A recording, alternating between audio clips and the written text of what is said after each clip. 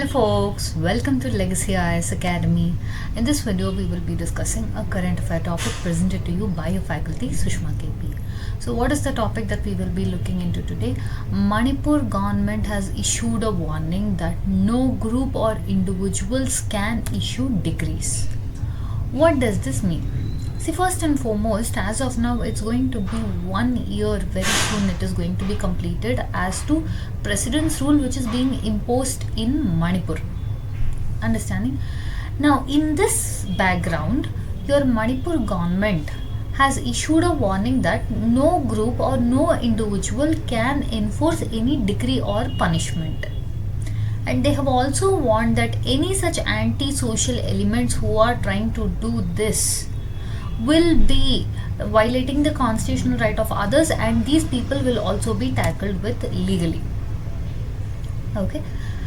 Now, before we go into as to what was the issue that is happening now, we'll have a small brief recap as to what happened. That is the ethnic violence story. That is in Manipur, your groups of Meiteis and Kuki-Meitei have had a conflict which has led to a displacement of more than 60,000 people.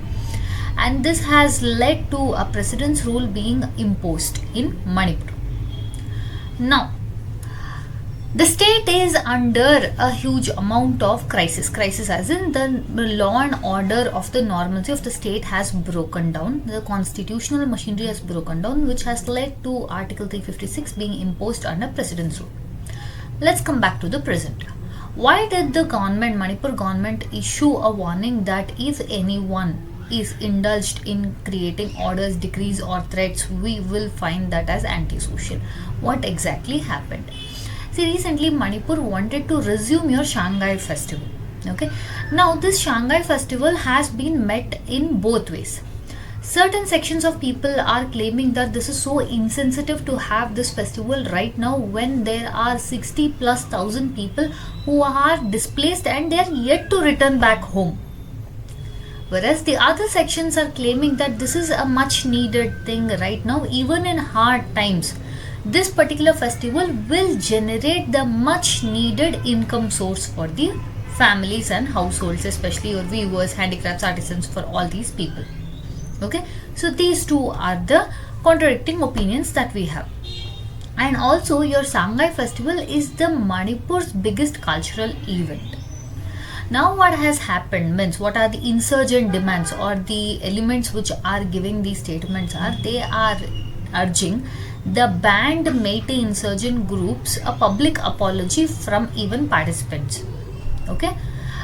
So as to that it was insensitive, they shouldn't have did, and certain section are calling this festival itself as a betrayal to the internally displaced people.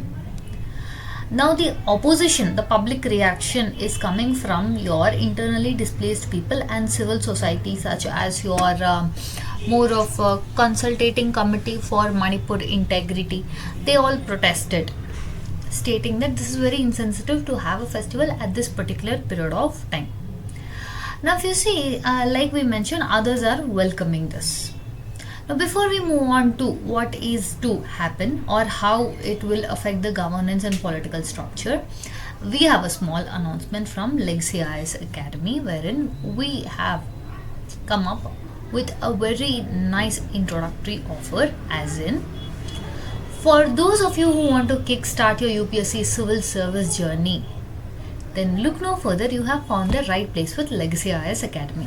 Why did I mention introductory offer? We are going to introduce you. Yes, many of you would have the dream of wanting to pursue your civil service preparations, but most times keep thinking whether is this the time or delaying it.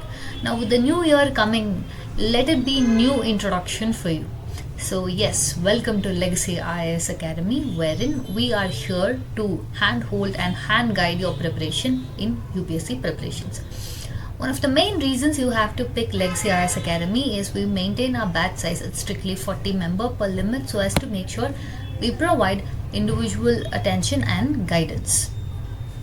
Now for those of you who are working professionals or students, we have introduced a weekend batches to suit your curriculum, which will be beginning from 27th January, 27th December one batch, and 14th February another batch, and 18th April another batch. Whereas for your regular batches, the classes will start from 15th December, 19th January and 16th March. Now, let's say you are someone who is not able to come attend the offline classes. We also have a provision for online classes. So our classes are conducted in both offline as well as online mode. Now in Legacy IAS Academy, we also offer one-on-one mentorship, easy access to educators, daily mains answer writing challenge, prelims mock test series, interview mock test panels, holistic 360-degree current affair classes, CSAT classes. For those of you who want to see how the classes are conducted, you can schedule a demo class either in the offline or online. For any much information you want to know, you check out Legacy IAS Academy website or contact the number given. Alright, now let's enter into our topic.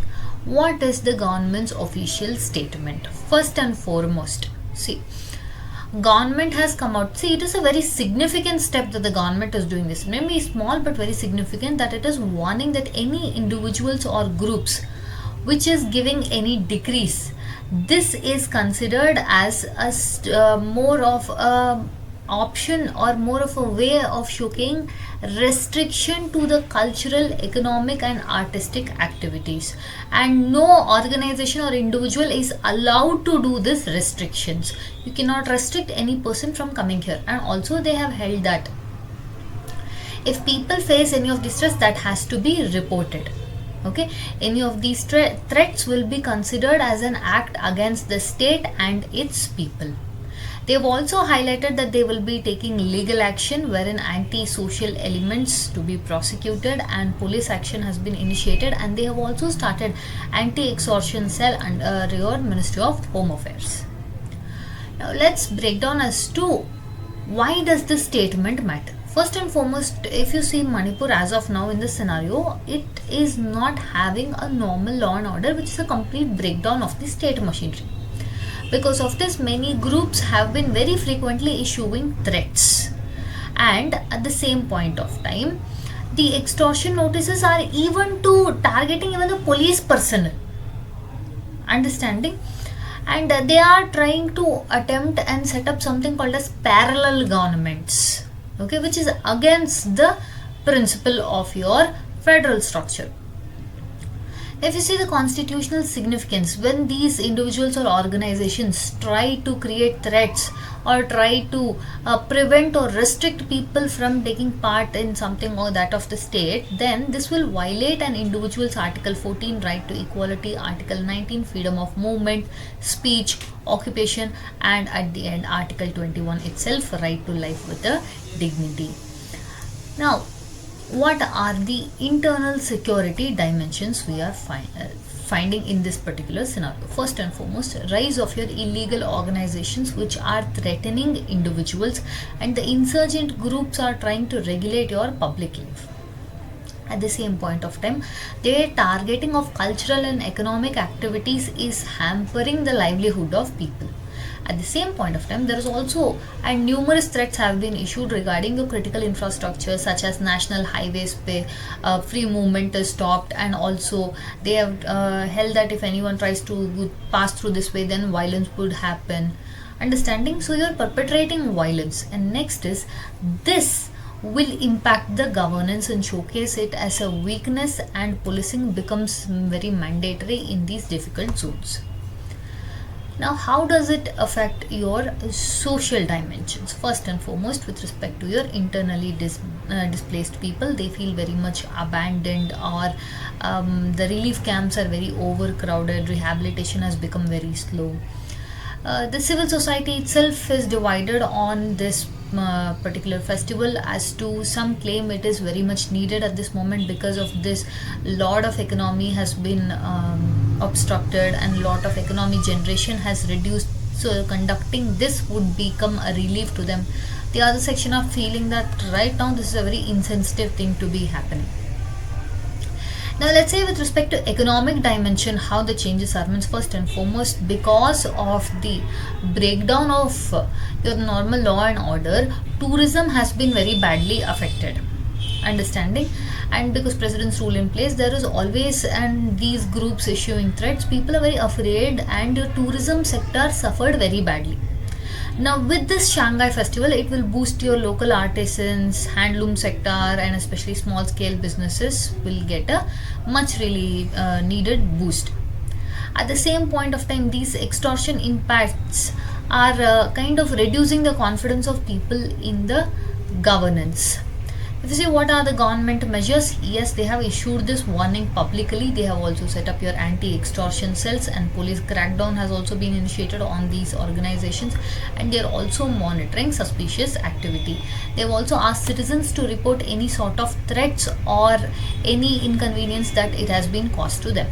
If you see the constitutional linkage of this particular topic, Article 355, wherein it is the center's duty to protect the state against any internal disturbances, and Article 356 is nothing but your state emergency or president's rule to, let's say, deal with the state when a complete constitutional machinery has broken down. Okay, so if you see this particular public let's say the warning issued by the government is not just administrative but also reassertion of your state authority.